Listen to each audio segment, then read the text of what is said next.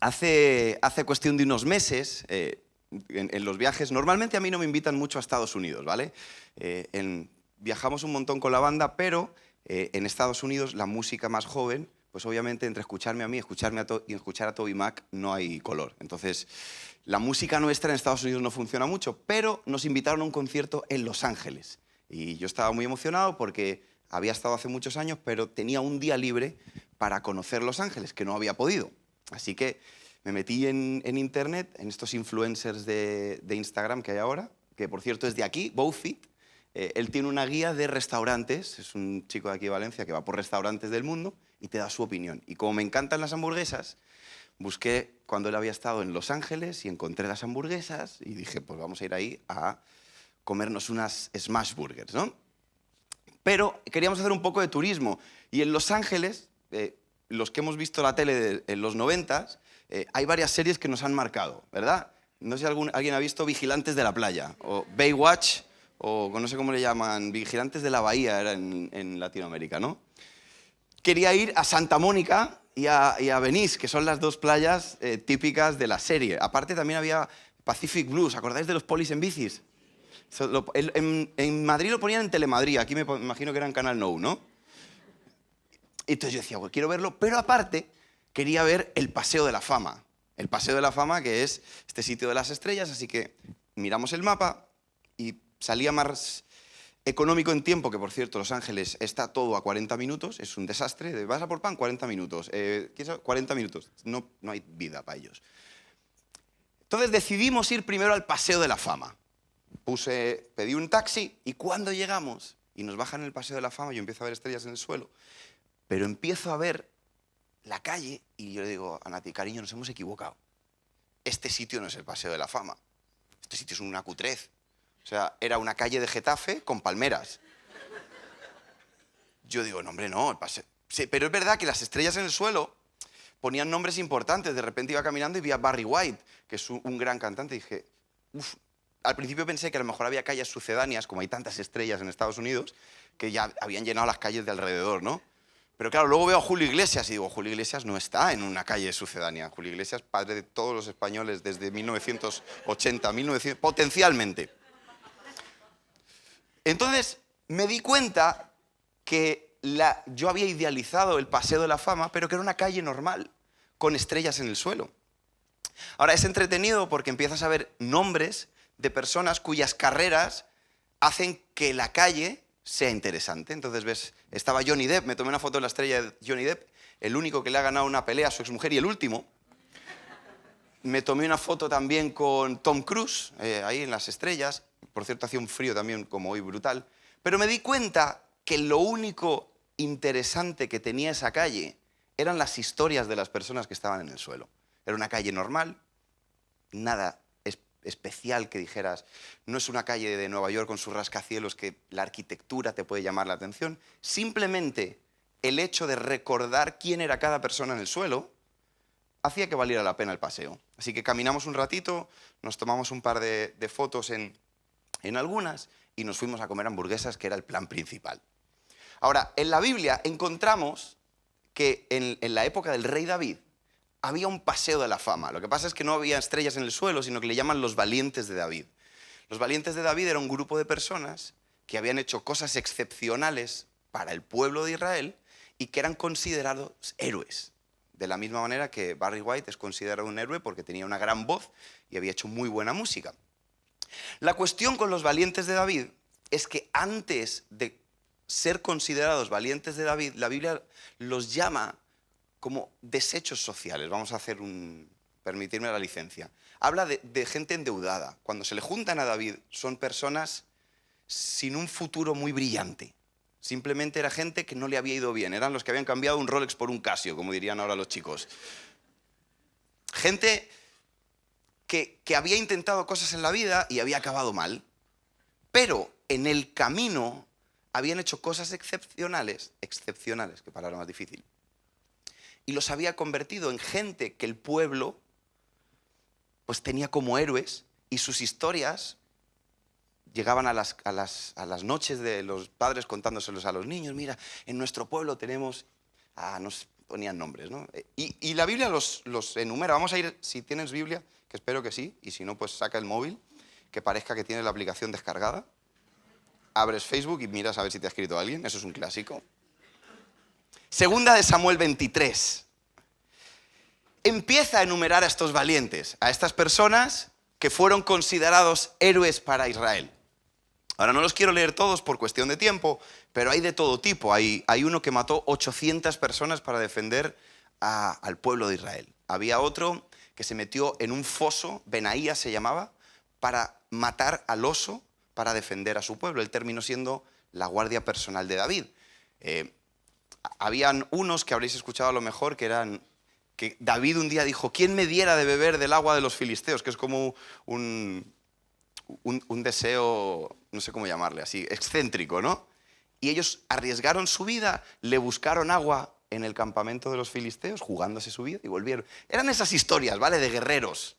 Pero leyendo estas historias, que me encantan, llegué a una que me llamó la atención, que está en el versículo 11, era, ¿no? Segunda de Samuel 23, versículo 11. Dice: después de este fue Sama, hijo de Age, Ararita. Los filisteos se habían reunido en Lehi, o Lei, no sé cómo se diga, donde había un pequeño terreno lleno de lentejas, y el pueblo había huido delante de los filisteos. Él entonces se paró en medio de aquel terreno y lo defendió, y mató a los filisteos, y Jehová le dio una gran victoria. Yo cuando leí esto dije: este es el héroe de los veganos. ¿Quién defiende un campo de lentejas? Ahora, porque si tú lo analizas bien, dice que él se queda solo en un pequeño campo de lentejas peleando contra... ¿Cuántos se podría haber? No sé, vamos a fliparnos. ¿Cuántos filisteos creéis que había? 10.000 son muchos, ¿no? Bueno, no sé. Yo pensaba 50 o 100, pero va, 10.000. 300, como la peli, ¿no? Estamos mezclando historias, ¿no? Yo creo que no eran tan... Da igual, vamos a poner que eran 50, no exageremos. 1 contra 50 sigue siendo una desventaja importante. Segundo, dice que todo el pueblo huyó. Entonces, yo, que soy una persona que le gusta analizar esto, digo: a ver, yo me planto en esta historia y digo, un campo de lentejas. No había visto un amor a las lentejas desde Esaú, que vendió todo lo que tenía por un platito de lentejas. Pero aparte todo el mundo se va. No vale la pena defender un campo de lentejas. Si me dices que es un campo donde hay cabezas de ganado, un par de vacas o 3, que dices, de aquí sacamos algo. Lentejas, que es que las plantas en otro sitio, o sea que tampoco que tengo una ciencia, las lentejas, no sé, si hay algún experto en lentejas, que micro abierto para contradecirme. Pero no tiene sentido. Si tú miras la historia, Sama no estaba midiendo bien el riesgo. Tú te arriesgas por cosas que valen la pena, ¿sí o no? Cuando vas a hacer un negocio, tú tienes que medir cuánto voy a ganar para invertir. Si tienes que invertir un montón de dinero para ganar muy poquito, el riesgo es muy alto. Jugarte la vida por un pequeño campo de lentejas es mucho. Ahora, curiosamente, este terreno donde sucede esta historia, que es Leí, eran las montañas de Judá. Y curiosamente, era en el lugar donde había vivido Sansón. ¿Habéis oído hablar de Sansón? El tipo del pelo largo. Ahora, Sama había aprendido una lección, que es la que yo extraigo de aquí, que los demás del pueblo no habían aprendido. Perder un campo de lentejas no es importante. ¿Estáis de acuerdo conmigo, sí o no? ¿Qué le hubiera supuesto a Israel tener un campo de lentejas menos? Nada. Pero el problema, y aquí nos vamos a Sansón, es cuando no le damos importancia a las cosas pequeñas, y Sansón le dejó una lección a Sama. Él tenía una relación con una chica que se llamaba Dalila, que lo habréis escuchado un montón de veces, porque es una historia bastante repetida dentro de las predicaciones. Pero ella lo engaña durante mucho tiempo, le dice: ¿dónde está tu fuerza? Y él un día le dice: no, si me atas con unas cuerdas de, bueno, da igual, de hilo del Nepal. No vamos a entrar al texto. Y ella lo ata con esas cuerdas. Y le dice: Sansón, los filisteos contra ti. Rompe las cuerdas, mata a los filisteos. Y ella le llora como novela venezolana y le dice: ay, tú no me dices la verdad, tú no me amas, tú Tienes otra seguro porque no me dices la verdad. Tú le dices, ¿dónde está tu fuerza? No, que no era de lana del Nepal, que me tenías que atar con una cuerda de Valencia. Entonces ella lo vuelve y lo ata. Lo que sucede en esta historia es que cada día Sansón va vendiendo un campito de lentejas hasta que un día le dice la verdad y ya no hay marcha atrás. Sam había aprendido que un campo de lentejas no es importante, pero si yo vendo o no peleo este campo de lentejas hoy, mañana va a ser ese campo de lechuga y al día siguiente va a ser aquel campo de trigo, y cuando yo me quiera dar cuenta tengo a los enemigos alrededor mío y no tengo cómo defenderme. Y cuando yo leía esta historia me daba cuenta que nosotros como cristianos muchas veces hay detalles de nuestra fe que no son tan importantes, que dejamos pasar, y un día dejamos pasar uno y otro día dejamos pasar otro. Y cuando te quieres dar cuenta, estás desanimado, ya no te interesan las cosas del Señor, ya no lees la Biblia con el mismo interés, un tiempo de oración ya no te parece algo relevante, las canciones del domingo son a ver si acaban ya, perdiste tu campo. Pero no lo perdiste el día que estás desanimado, ni el día en el que todo te va mal, porque no todo es caer en pecado, que esto es otro asunto. Muchas de las cosas que nos pasan es un desánimo absoluto. No tienes ganas de seguir peleando tu fe. Pero no lo perdiste el día que te...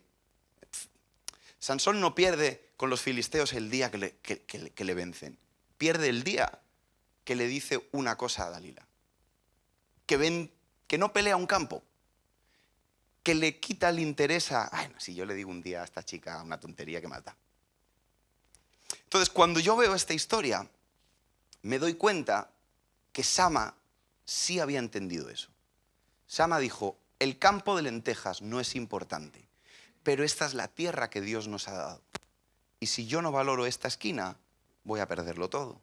Por eso él se pone delante de los filisteos y defiende un pequeño campo de lentejas. Ahora, objetivamente, para mí, defender un campo de lentejas es complicado, más si estás solo. Pero es más complicado defender a todo el territorio. Y si saltamos en el tiempo a Jesús, hay un día, ya el último día en el que Jesús, bueno, no sé si era el último exactamente, en el que está con los discípulos, pero un día que está con los discípulos empieza a lavarle los pies a los discípulos, que esto es otro texto hiper mullido. Empieza a lavarle los pies a los discípulos y lo vamos a leer. Ponme Juan 13.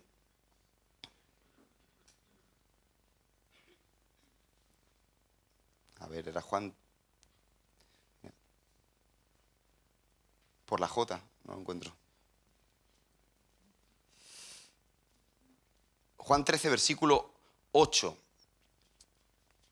Empieza Jesús a lavarle los pies a los discípulos y Pedro no era en modo orgulloso, sino que él sabía que tenía los pies que no eran muy allá, ¿no? O sea, cada uno sabe lo que le huelen los pies a cada uno, ¿verdad? Todo el mundo conocemos nuestro nivel de limpieza. Pedro, cuando ve que Jesús empieza a lavarle los pies, considera que alguien tan importante como Jesús no debería hacer algo tan humillante como lavarle a él los pies. No es prepotencia, es como le dice, como tú, que eres el Hijo de Dios, me vas a lavar a mí los pies, que soy un cerdo. O sea, esto es lo que yo me imagino. Entonces, le dice en el texto, versículo 8, Pedro le dijo, no me lavarás los pies jamás. Y Jesús le respondió, si no te lavare, no tendrás parte conmigo. Y como Pedro era una persona que era capaz de cambiar de opinión en un segundo, le contestó Pedro, Señor, no solo lávame los pies, sino las manos, la cabeza, el cuerpo. El tipo pasó de 0 a 100 en un minuto, ¿no? No quería que Jesús le tocara los pies y estaba dispuesto a meterse en el cubo donde le habían lavado los pies a sus amigos previamente. Pero Jesús da una clave aquí, dice, el que está lavado no necesita sino lavarse los pies, pues está todo limpio. Y vosotros limpios estáis, aunque no todos. Jesús le estaba diciendo a Pedro, es imposible que tú camines en la vida y no se te ensucien los pies. Es imposible que vivas en tu vida del día a día y que no haya cosas de la sociedad que se impregnen a ti, a tus pies, porque estás caminando en el mundo. Yo sé que hay muchas teorías cristianas de que no, los cristianos se tienen que esconder y no tienen que hablar con nadie, y no tener amigos y vivir como en una burbuja prácticamente sectaria. Pero Jesús no dice eso, dice, tenéis que caminar en el mundo y se os van a ensuciar los pies. Vas a oír ideas que no vienen de Dios, que son ideas... Y aquí vamos a ser prácticos, si no son de Dios, son del diablo, a fin de la cita. Y te van a llegar y dice, lávate los pies. Es más, lavaros los pies unos a otros, porque es muy fácil lavar los pies. Porque son cuentas cortas. Lo difícil es lavarse el cuerpo entero. Te pongo un ejemplo. Yo en la pandemia, no sé si os acordáis que hace unos años estuvimos en casa unos meses, si a alguno se lo ha olvidado. Para todo el mundo fue un encierro y para mí fue gloria bendita, porque yo venía de viajar mucho y de repente estoy en mi casa durante, ¿cuántos meses fueron? 3, 4 meses. No tenía horarios fijos desde hace muchos años.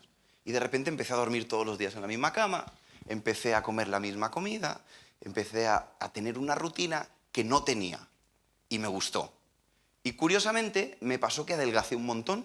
Todo el mundo en la pandemia se subió un montón de kilos. Yo perdí 12 kilos. Maravilloso. Yo me veía y decía, qué maravilla, todo bien. Se acabó el encierro y empezamos a salir y yo poco a poco fui recuperando los kilos, sin darme cuenta. Y un día, cuando me voy a cerrar un pantalón en diciembre de este año, lo voy a cerrar y escuché una voz como Dalila diciendo, oh, los triglicéridos contra ti. No me cerraba el pantalón. Y yo lo podía achacar a las Navidades, porque eso es muy fácil, pero yo no me había subido los 13 kilos que me subí, porque encima me subí uno más, o sea. En Navidad, yo había ido dejando hábitos poco a poco. Si yo me hubiese puesto a dieta cuando me había subido 2 kilos, no hubiese pasado nada. Ahora, Andrés me dice ayer, vamos a ir a comer al Jenkins. Y yo digo, tío, yo no puedo comer el Jenkins, estoy a dieta. Esto no me pasaría si yo no hubiese vendido mi dieta cuando me había subido 1 kilo. Jesús lo sabe y te dice, hey, lávate los pies todos los días, camina en el mundo, pero asegúrate que vives con los pies lavados, que no vas dejando cosas al aire, que no vas despreciando campos de lentejas, que no te empieza a parecer las cosas pequeñas de la fe una tontería, porque el día que te quieras dar cuenta, estás perdido. Entonces Jesús dice, lavaros los pies, porque los que están limpios no necesitan lavarse enteros, solo los pies. Y me encanta esto porque la mayoría de nuestros problemas son cosas pequeñas que las dejamos. Es más, cuando le das consejos a un matrimonio te dicen que no se ponga el sol sobre vuestro enojo. ¿Qué quiere decir eso?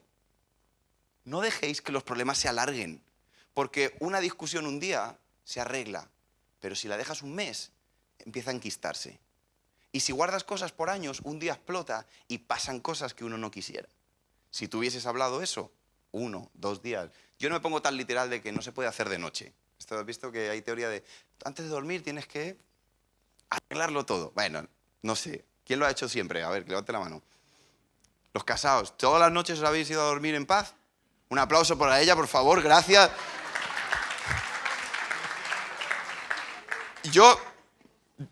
Increíble. Yo alguna vez no, pero así somos los madrileños. Pero el punto que te quiero explicar es que la mayoría de tus desánimos en la fe no vienen de hoy. Vienen del día en el que no te parecía importante tener un tiempo de oración por la mañana o por la tarde, en el que dejaste de entender que leer la Biblia era algo que te nutre. Y dijiste, bueno, si yo no leo la Biblia un día, Dios se enfada conmigo. Dios no se enfada contigo. Si un día no voy a una oración, Dios se enfada conmigo. No se enfada contigo. Si no voy al grupo que ha dicho el pastor Andrés, me gusta decir esto de pastor Andrés, suena bonito. Pastor Andrés. Voy a intentar decirlo un par de veces antes de acabar, ¿vale? Eso quiere decir que si eres pastor, Joan es anciano de la iglesia también, ¿no? Me gusta, anciano Joan. Los pequeños detalles son los que hacen que tú y yo perdamos la fe. Y Jesús nos dice, lavar los pies unos a otros. ¿Por qué dice eso? Porque la mayoría de nuestros problemas o de las cosas que suceden cuando los compartes con alguien, te das cuenta que no son tan importantes como en tu mente y que son más fáciles de resolver de lo que crees. No es por chismerío ni por... el concepto de la iglesia es vamos a caminar juntos, porque a lo mejor para ti esto parece un mundo, pero entre todos no es tan difícil. Te vamos a lavar los pies rápido. ¿Alguna vez habéis ido a algún probador o en un aeropuerto y os habéis quitado los calcetines y los zapatos para pasar y teníais un hueco en el calcetín? ¿Os ha pasado alguno o no? ¿Habéis pasado mucha vergüenza? ¿Quién le ha pasado? Quiero que sepáis una cosa, a nadie en ese aeropuerto le importa tus calcetines. Es más, si tú alguna vez has visto a alguien con un hueco en un calcetín, has dicho, mira, y has seguido con tu vida porque no te interesa, ¿sí o no? Pero tú piensas que todo el aeropuerto, el de seguridad, hasta el piloto ha venido a verte el calcetín. Y vas así, como caminando. O sea, cuando caminas así, como si tuvieras algún tipo de defecto en las rodillas, ya la gente te mira. Nuestros problemas suelen ser así, suelen ser cosas tan sencillas que tú las ves como que es un problema gravísimo, las guardas, se enquistan y cuando quieres darte cuenta, los filisteos contra ti. En cambio, si vieses cómo en la comunidad ven tu calcetín, lo único que a lo mejor te dicen, oye, tío, pues toma, cómprate unos calcetines. Se acabó el problema. Pero es muy similar a la fe. Es decir, muchos de tus problemas, si te sentaras y los hablaras con alguien y nos lavásemos los pies unos a otros, te echarías unas risas y no unas lágrimas. Por eso, aprendo de Sama. Ya estoy terminando, he cumplido, Eso es mentira, tío. Cada vez que uno dice que está terminando es mentira. Aprendo de Sama que los héroes se hacen en el día a día en cosas normales. Aprendo que Sama me deja un ejemplo, pero que yo, peleando mis campos de lentejas, puedo dejar un ejemplo a otro. Que todas las personas que estaban en ese paseo de la fama en Los Ángeles, o en esta lista en Segunda de Samuel, era gente normal que decidió pelear cosas pequeñas. Y tu familia... Ahora, hablando de pelear, y con esto acabo, nos confundimos a veces y estamos muy escandalizados, Yo veo a todo el mundo, tengo Twitter, y si alguno me sigue en Twitter, no me leáis en serio, porque Twitter es un sitio para mofarse. La gente se lo toma muy en serio el Twitter. La gente muy preocupada por la sociedad en la que vivimos, por las líneas políticas tan extremas que están pasando. Esto no está pasando hoy. Esto fue hace muchos años que dejamos pasar cosas. Esto fue hace muchos años que permitimos en nuestras vidas, nos quejamos de las relaciones y insoportable Internet, por ejemplo, con lo de Piqué y Shakira. ¿Cómo va a meter a Clara estando los niños allí? Y todos hemos opinado, ¿sí o no? Pero nos parece divertido cuando hace años pasó algo similar del otro lado. Y dejamos campos de lentejas y empezamos a menosvalorar la familia y empezamos a no poner límites. Y como todo el mundo se va de nuestro campo de lentejas, creemos que eso es una opción para no defender nuestras creencias. Y dejamos pasar cosas socialmente, personalmente, familiarmente. Y me encuentro a muchos cristianos, en vez de peleando su campo, diciéndole al otro cómo tiene que pelear su campo. ¿Habéis visto a algún cristiano peleando? No tenéis Twitter, entonces. Diciéndote a ti cómo tienes que pelear, cuando la Biblia lo que me dice es que yo tengo que pelear mi campo, mi familia, es mi responsabilidad. No decirte a ti lo que tienes que hacer. Y entonces la gente gasta sus fuerzas, en vez de pelear su fe, en acusar a los demás. ¿Por qué no? Imagínate que Sama hubiera perdido el tiempo, en vez de defender su campo, en decirle a los demás, ¿por qué os vais? Sois unos sinvergüenza, vais a ir al infierno todos. Hubieran perdido el campo, la fuerza, y Sama no estaría en la lista. ¿Qué me gustaría que te quedara en el corazón? Hay cosas de nuestra fe, de tu fe, de mi fe, que probablemente estás pasando por alto, que sabes que tienes que recuperar. Hay cosas a las que les has perdido la ilusión porque no te parecen importantes, que tienes que volver a pelear. Ahora hay un versículo muy... yo le pongo como muy místico, ¿no? Que lo dice Isaías y luego lo repite el apóstol Pablo. Dice, ¿cómo pues invocarán a aquel del cual no han oído? ¿Y cómo creerán en quien no han conocido? Más o menos estoy parafraseando a Marcos Witt también. Dice, hermosos. ¿Cómo? Son los pies. ¿Alguien tiene los pies hermosos? ¿Sí? Mira que hacemos un casting en un momento, ¿eh?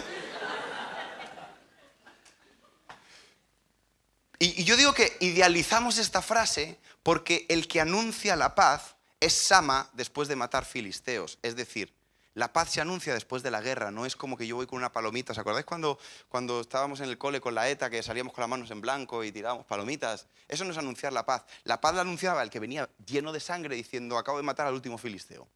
Hermosos son los pies de los que anuncian la paz, de los que pelean. No era algo así como romántico, que salía un tipo vestido de medieval y hay paz. La paz nuestra, en nuestra vida, siempre va precedida de guerra. Y vas a tener que decir que no a cosas que la gente dice, a todo el mundo dice que sí, o decir que sí a cosas que todo el mundo dice que no. La pregunta es si lo que tú tienes consideras que Dios te lo ha dado. Sama consideraba que ese campito de lentejas era parte de la tierra que Dios les había dado. Era poco, pero era parte de lo que Dios le había dado. Y si era parte de lo que Dios le había dado, él lo iba a defender. Y me encanta eso, porque sucede una cosa y terminamos con esto. ¿Me puedes poner Salmo 34? Sé que estáis estudiando los salmos o leyendo los salmos, ¿sí o no? Decidme que sí, para que Andrés por lo menos crea que os habéis dado cuenta. Este salmo se ha convertido en uno de mis salmos favoritos. Estoy hablándole a la botella. Y me gustaría que lo leyéramos. No sé si en alto, pero por lo menos que todos tengáis una Biblia o algo que lo podáis leer, porque es uno de los salmos que hoy para mí es más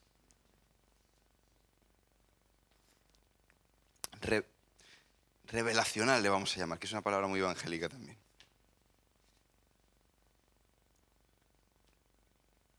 Salmos 34. Dice: bendeciré a Jehová en todo tiempo. Su alabanza estará de continuo en mi boca. En Jehová se gloriará mi alma. Lo oirán los mansos y se alegrarán. Engrandeced a Jehová conmigo y exaltemos aún a su nombre. Busqué a Jehová y él me oyó y me libró de todos mis temores. Los que miraron a él fueron alumbrados y sus rostros no fueron avergonzados. Este pobre clamó y le oyó Jehová y lo libró de todas sus angustias. El ángel de Jehová acampa alrededor de los que le temen y los defienden. Hago una pausa. Y los defiende. Porque tú a veces vas a sentir: oye, estoy peleando mi fe en un mundo en el que nadie está conmigo. Quiero que sepas que el que teme al Señor, Jehová acampa alrededor de él, pero lo defiende. Pelea contigo. Sama no ganó ese campo de lentejas, lo ganó el Señor. Pero Sama se puso ahí con su espada. Dice: el ángel de Jehová acampa alrededor de los que le temen y los defiende. Gustad y ved qué bueno es Jehová. Dichoso el hombre que confía en él. Temed a Jehová vosotros sus santos, pues nada falta a los que le temen. Los leoncillos necesitan y tienen hambre, pero los que buscan a Jehová no tendrán falta de ningún bien. Venid, hijos, oídme, el temor de Jehová os enseñaré. ¿Quién es el hombre que desea vida, que desea muchos días para ver el bien? Guarda tu lengua del mal y tus labios de hablar engaño. Apártate del mal y haz el bien. Busca la paz y síguela.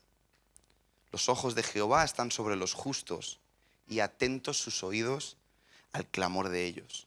La ira de Jehová contra los que hacen el mal, para cortar de la tierra la memoria de ellos. Claman los justos y Jehová oye y los libra de todas sus angustias. Cercano está Jehová a los quebrantados de corazón y salva a los contritos de espíritu. Este es mi versículo favorito, es este que viene ahora. Muchas son las aflicciones del justo, pero de todas ellas lo librará Jehová. Él guarda todos sus huesos, ni uno de ellos será quebrantado. Matará al malo la maldad, y los que aborrecen al justo serán condenados. Jehová redime el alma de sus siervos, y no serán condenados cuantos en él confían. Muchas son las aflicciones del justo. Le he pedido a que me acompañe en el piano, pero me han dicho que no. Se me han dicho: si tú vienes solo, te aguantas. ¿Qué significa muchas? A ver, teología básica. Muchas. No pocas, muchas. Aquí sentado me siento un poquito como Alicia Keys versión barata, ¿no? Muchas son las aflicciones del justo. Probablemente en tu vida hay muchas cosas que te afligen. Te aflige las dudas, a lo mejor económicas, emocionales, familiares. Sabes que eres inconstante en muchos caminos y eres capaz de mantener un buen aspecto, pero dentro de ti tienes muchas aflicciones, muchas dudas, muchas preguntas, muchas cosas que te están desequilibrando. Y te preguntas si realmente vale la pena pelear ese campo de lentejas. Objetivamente no. Ahora, si tú lo ves desde la perspectiva del Señor, vale la pena pelear un campo de lentejas. Vale la pena ser firme en nuestras creencias. Vale la pena pelear cosas que los demás no pelean. Porque tus victorias de hoy no solamente van a ser victorias tuyas, sino que va a llegar un día en el que va a haber gente que viene detrás de nosotros que va a decir, hubo gente que pudo vencer, y van a ver esas estrellas en el suelo, y van a ver el nombre de la gente que tiene fe. No tenían una familia perfecta, pero se perdonaron y salieron adelante. No eran personas a lo mejor con todas las capacidades, pero decidían caminar en fe, servir al Señor, ser distintos. ¿Sabes que todas esas estrellas es gente normal que decidió pelear hasta el final? ¿Qué me gustaría a mí? Que todos fuésemos guerreros. Una de las personas que estaba en el Salón de la Fama de Jerusalén, vamos a llamarle, el Paseo de la Fama, dice que peleó tanto tiempo agarrando la espada que se le pegó la espada a la mano. Y yo he decidido que yo mi fe, la de mi familia y la de mi comunidad la voy a pelear hasta que se me pegue la espada en la mano. ¿Quiere decir eso que todos los días van a ser buenos? No, porque son muchas las aflicciones del justo. Pero de todas ellas lo librará Jehová. Amén.